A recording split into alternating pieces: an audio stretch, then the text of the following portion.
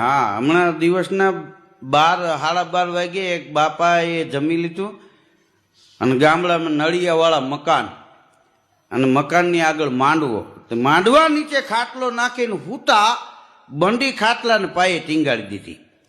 3 વાગે જાગ્યા, જાગીને જોયું તો બંડી નહીં, ગોતવા માંડ્યા. એમાં એના 3 છોકરા આવી ગયા. હું છે બાપુજી?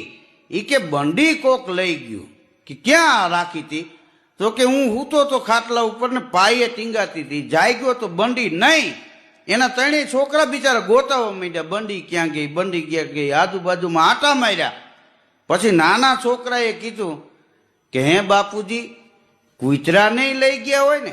કે ના ના, ઈ તો લઈ આવ્યા હતા.